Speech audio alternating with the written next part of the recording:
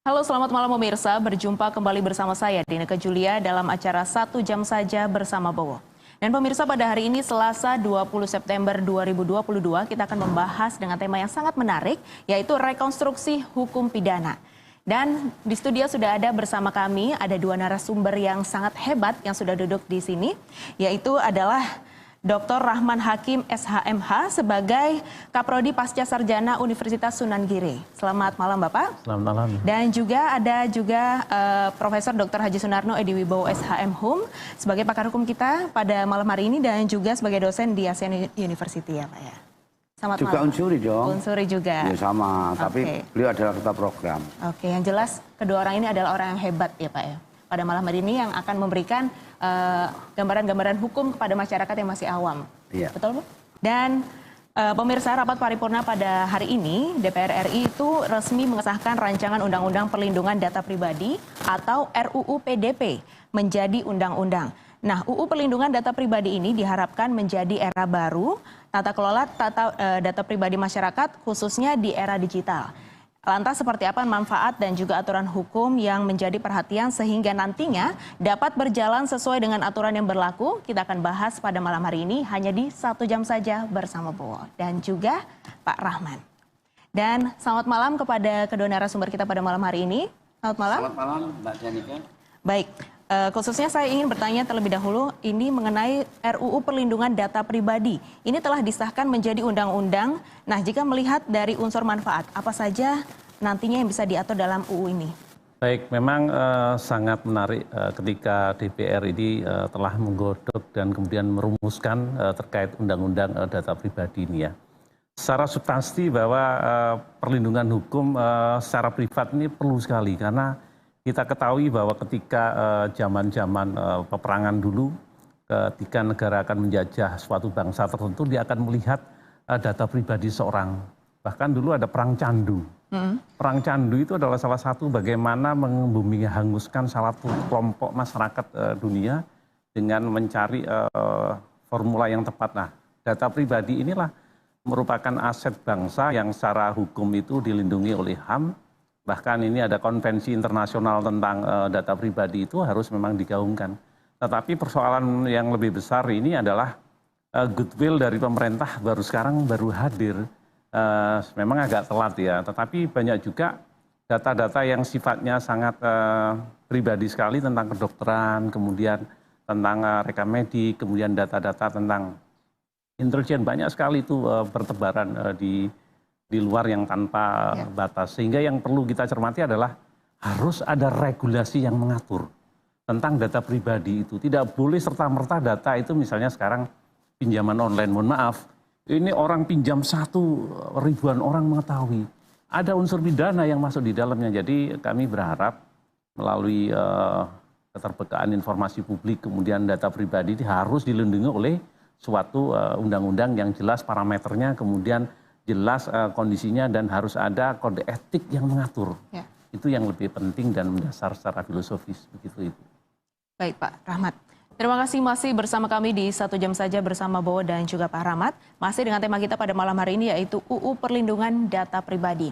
Nah, kalau misalnya Pak Rahmat nih, apakah keamanan data pribadi menjadi sesuatu yang rawan untuk dimanfaatkan dan disalahgunakan di era sekarang dan perlukah adanya aturan khusus dalam hal itu? Iya, memang RUU tentang data pribadi ini sangat vital dan fundamental. Karena seseorang akan tahu karakter, mohon maaf, rekam medik ketika sakit. Kemudian tahu riwayat seseorang mungkin aspek keperdataan dan pidananya.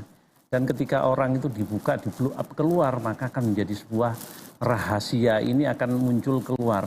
Ini akan menjadi sebuah aib dan sebuah kerugian yang sangat besar. Makanya saya berharap pemerintah agar segera mengatur regulasi tentang tata kelola yang menyangkut data pribadi. Ya. Bahkan saya lihat Donald Trump ketika itu agak sibuk mencari data, dia akan sangat menarik ketika data di Google itu. Bahkan itu lebih valid. Sama halnya ketika informasi yang berkembang di masyarakat tentang misalnya pelayanan hukum yang kurang optimal, dia mendapatkan informasi dari Alvin Lim. Kita tahu semua persoalan hukum tentang ketidakpastian hukum, bagaimana kemanfaatan hukum, tajam ke bawah, tumpul ke atas, kita tahu. Tetapi dengan era digitalisasi, kemudian ada era keterbukaan informasi publik termasuk data pribadi, maka itu akan menjadi hal penting. Yang lebih mendasar adalah segera negara hadir, ada goodwill untuk mengatur regulasi bagaimana etiknya. Begitu yang lebih penting era sekarang. Baik, kalau menurut Prof. Bowo sendiri nih, apakah perlu aturan khusus, Pak? Seperti apa yang disampaikan Pak Rahmat tadi, kalau bisa ada regulasi. Nah sekarang ini regulasi, padahal kejahatan sudah ada, data pribadi itu loh, kok bisa disadap apapun. Jangan-jangan nanti di mana bisa saja. Itu yang menjadi persoalan sekarang ini adalah yang penting negara sudah memberikan regulasi tentang rancangan ini diketok. Rancangannya bagaimana kalau bisa disosialisasikan. Terima kasih. Dan Pak Rahmat, kalau misalnya tadi Pak Rahmat menyebutkan bahwa harus ada tata kelola, itu tadi ya. Nah, ini Menkominfo ini bahkan menyebutkan pengesahan UU PDB ini atau UU Perlindungan Data Pribadi ini menjadi era baru tata kelola data pribadi masyarakat di era digital. Menurut Pak Rahmat bagaimana, Pak? Ya, memang apa yang sudah disampaikan dalam konsep tadi itu tentang tata kelola data. Yang saya berpikir itu bagaimana kerahasiaan bank data secara nasional ini dicuri sebagai kekuatan intelijen. Salah satu contoh ketika kita melihat bahwa Bung Karno mengatakan bahwa aset terbesar seorang bangsa ini adalah data. Dia mengatakan based by data. Ketika data diambil orang maka keutuhan teritorial kita itu akan dibaca. Maka yang lebih penting adalah bagaimana regulasi tentang data ini benar-benar mampu dikemas secara baik, security sistemnya.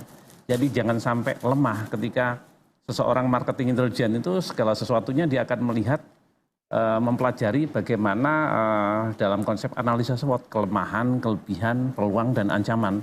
Nah ketika data itu dilihat maka sesuatu yang sangat empuk untuk masuk dari segi intelijen. Jadi seorang marketing, seorang katakanlah militer ketika masuk dia akan melihat dari sisi data. Jadi itu yang lebih penting agar tata kelolanya tentang security sistem tentang data itu betul-betul solid ya, itu yang lebih mendasar menurut saya. Baik, kalau menurut Prof. Bowo bagaimana Pak? Jadi itu adalah saya katakan tadi ya, yang maju itu menguasai teknologi. Katanya Pak Habibie demikian. Memang benar.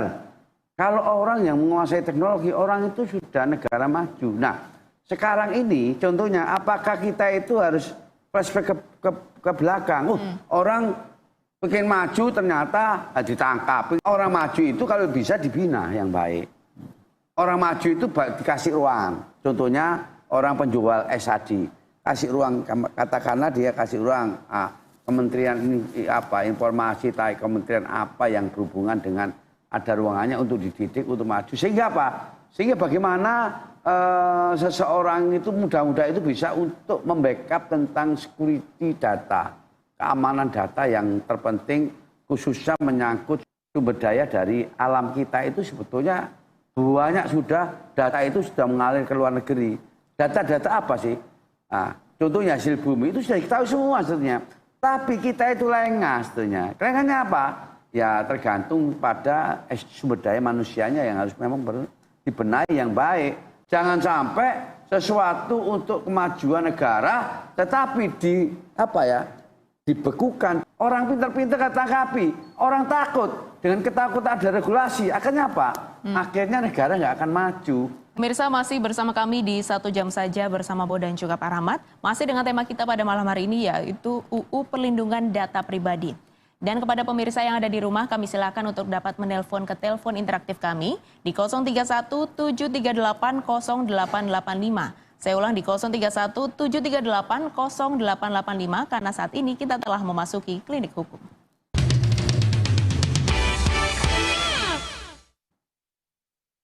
Assalamualaikum warahmatullahi wabarakatuh. Selamat malam Pak Profesor, Pak Rahman.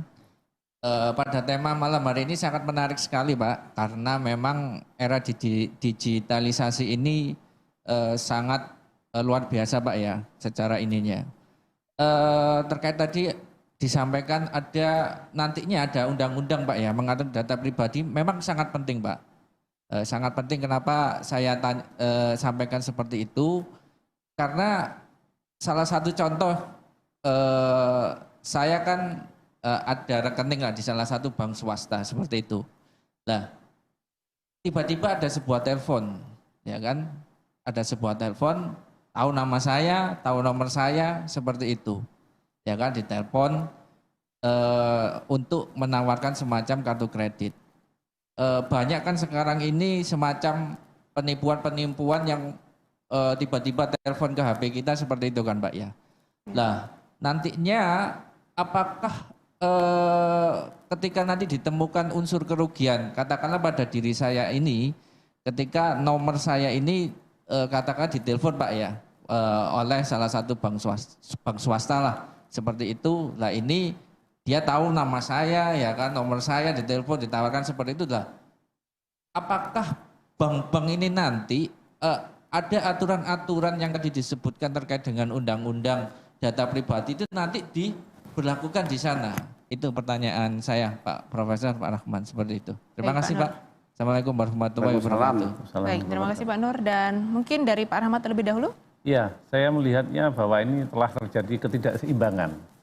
Ketidakseimbangan di sini adalah ketika kita ada persoalan dengan perbankan, bank itu selalu mengatakan, Pak, mohon maaf kami tidak bisa memberikan data karena ini kerahasiaan bank. Tapi di sisi lain, bank ini dengan mudahnya, saya tidak pernah kenal, tapi tiba-tiba orang menelpon sehari bisa 10 kali. Ini kan juga mengganggu privasi dan mengganggu ketika aktivitas. Maka perlu diatur, ada regulasi OJK mengatur tentang itu, dan BI juga mengaturnya. Tentu ini bagian penting untuk kita berbenah. Dan apa yang disampaikan Bapak tadi memang benar. Jadi kerahasiaan ini, yang namanya kerahasiaan itu penting. Karena apa penting? Dilindungi lah. Perlindungan hukum terhadap data pribadi memang harus, dan itu menurut saya ini ada unsur-unsur delik ketika cara mengambilnya dengan cara tidak ada kita legowo, ada kerelaan, maka itu unsurnya bisa terpenuhi secara pidana. Kalau misalnya kita arah ke sana, kita sasar, ya nanti kita lihat apakah terpenuhi unsur tidaknya unsur delik itu. Tetapi sekarang kesempatan mari berbenah pemerintah agar kembali lagi tadi kata goodwill segera mengatur tata kelola tentang regulasi tadi, sehingga jangan sampai ketidakseimbangan ini selalu terus muncul. Seperti yang tadi di awal kita sampaikan bahwa ketika bank kita minta informasi, si bank dengan segera mengatakan, mohon maaf Pak, ini kerahasiaan bank yang tidak bisa kami sampaikan ke pihak publik atau pribadi. Sementara kalau bank sendiri di kepentingan marketing, dengan mudahnya dia menyebarkan data itu. Dan ini perlu diatur regulasi agar terjadi keseimbangan. Itu yang penting.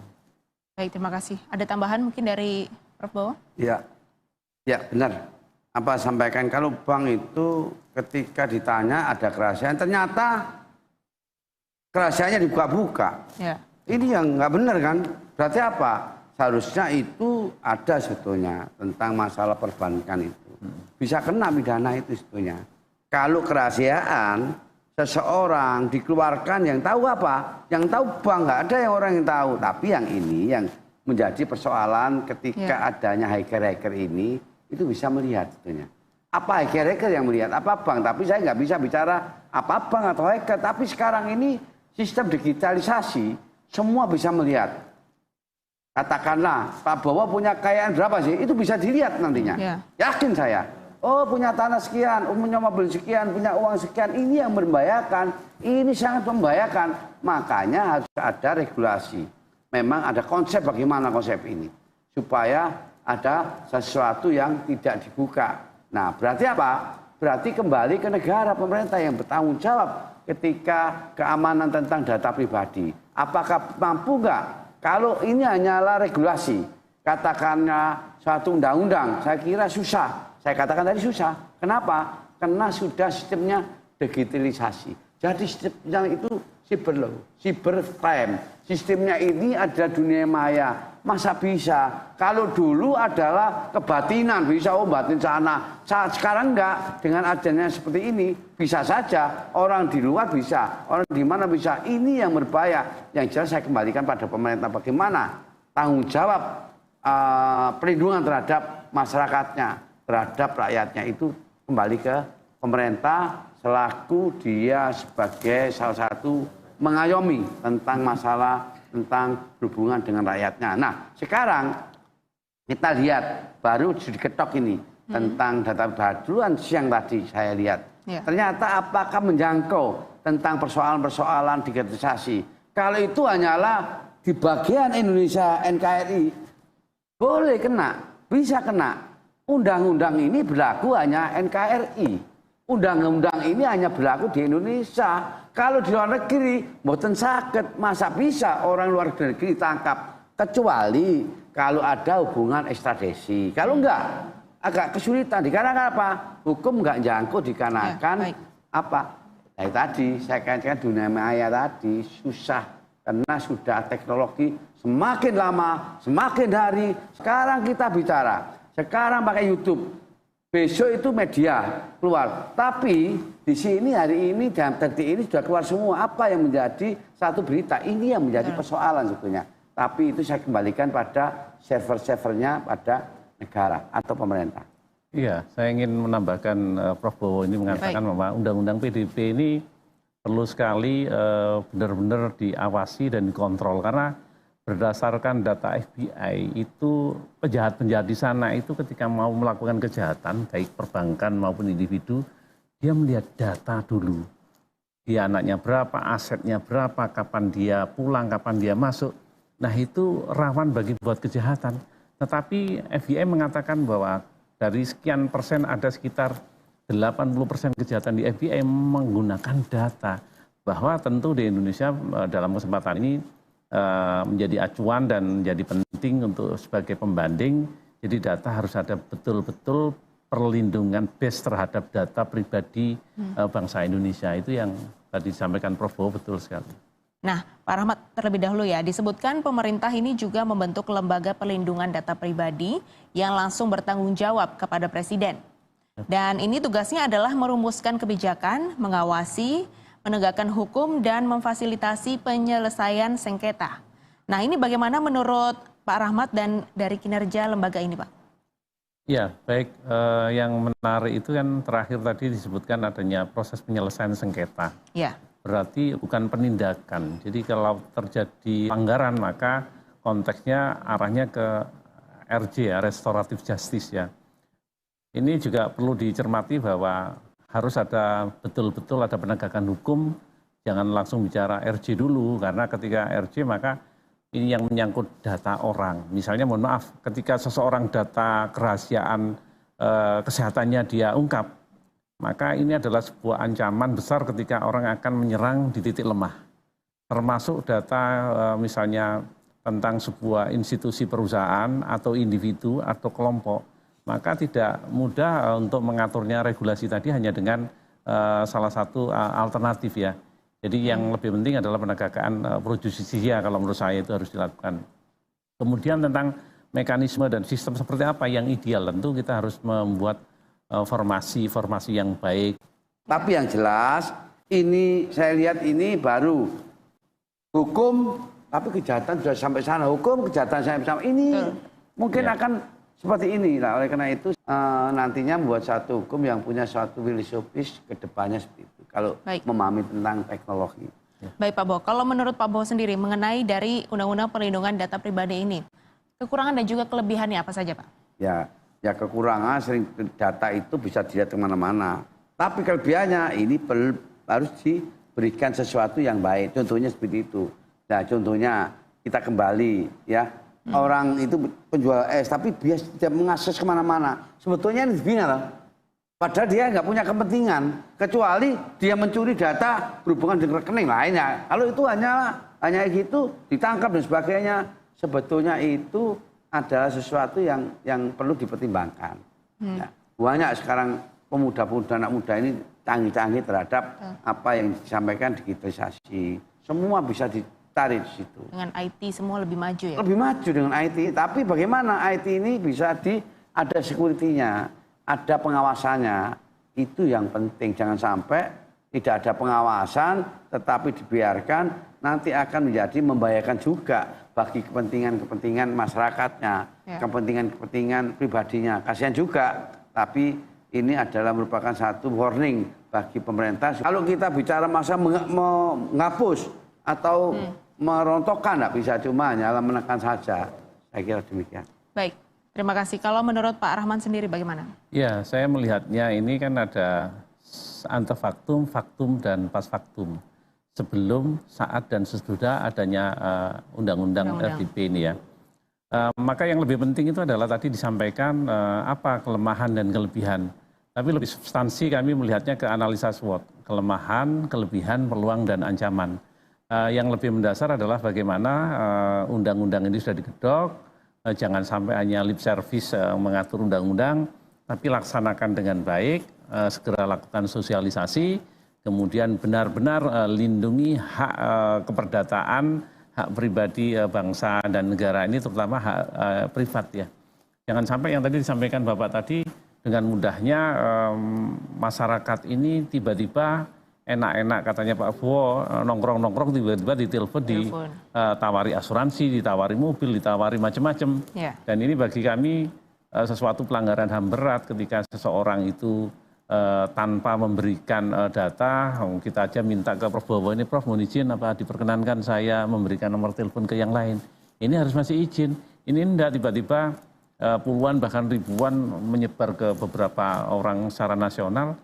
Data ini tanpa terkontrol, tidak ada regulasinya. Nah ini penting sehingga kalau kita lihat kelemahan, kelebihan yang tentu kami berharap ada perbaikan. Tetapi tetap kita awasi dewan etik siapa nanti yang harus mengawasi ini agar benar-benar transparan itu.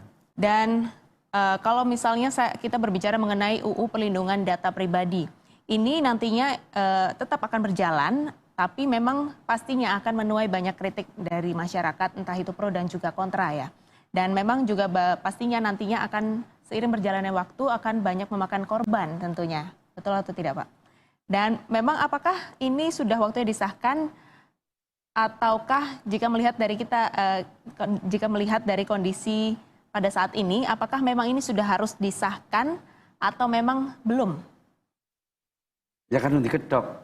Sudah disahkan ini, tinggal saja nanti bagaimana mensosialisasikan tentang undang-undang ini. Kenapa?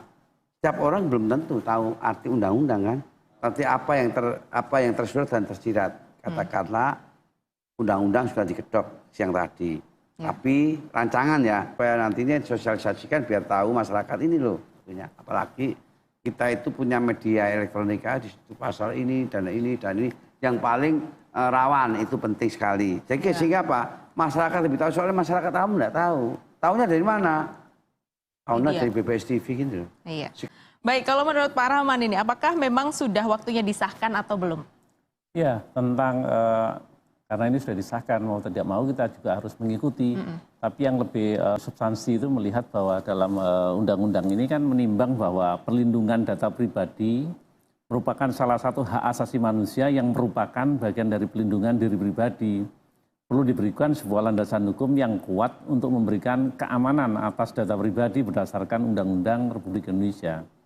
Bahwa data pribadi ditujukan untuk menjamin hak warga negara atas pelindungan diri pribadi dan menumbuhkan kesadaran masyarakat serta menjamin pengakuan dan penghormatan atas pentingnya perlindungan data pribadi. Tentu pengaturan data pribadi saat ini terdapat di dalam beberapa peraturan perundang-undangan, maka untuk meningkatkan efektivitas dalam pelaksananya, pelindungan data pribadi diperlukan pengaturan mengenai pelindungan data pribadi dalam suatu undang-undang yang jelas dan pasti. Maka kalau lihat konteksnya ini kita harus berlaku arif dan bijaksana untuk melihat ke depan tentang regulasi undang-undang, tetapi perlu ada sosialisasi dan pengawasan terus-menerus agar menemukan formula yang tepat sesuai dengan kondisi yang ada. Itu yang penting. Baik Pak Rahman, terakhir nih, pesan kepada pemerintah agar data pribadi masyarakat yang bersifat digital ini benar aman sehingga tidak mudah dimanfaatkan oleh orang yang tidak bertanggung jawab. Silakan kepada Pak Rahman terlebih dahulu. Ya, tentu karena ini menyangkut data pribadi. Data pribadi itu sudah aset kekayaan. Atau kalau orang, mohon maaf, ini mahkota. Ketika data pribadi, aset, dan mahkotanya hilang, tentu ini kan sebuah perbuatan yang sangat tercela. Jadi harus betul-betul diatur regulasinya secara jelas, parameternya jelas, penindakannya jelas. Jadi saya berharap itu ada sebuah kepastian yang pasti akan perlindungan hukum.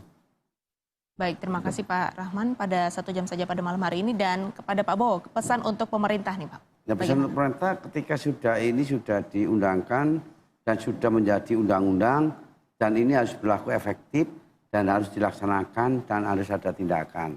Jangan sampai ketika ada persoalan-persoalan pidananya harus dong.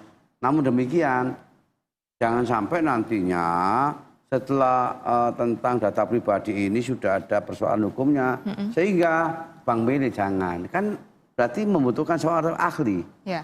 Kalau nggak ahli nggak bisa. Kenapa?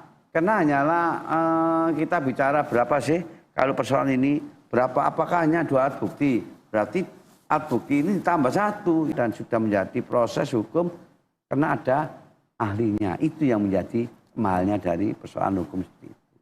Baik, terima kasih Pak Bowo dan terima kasih Pak Rahman pada 1 jam saja pada malam hari ini. Dan pemirsa, perlu adanya regulasi dan juga pendukung secara sistem dan juga infrastruktur yang baik agar keamanan data pribadi dapat terlindungi secara maksimal. Dan saya Dineka Julia, mohon pamit undur diri. Selamat malam dan sampai jumpa.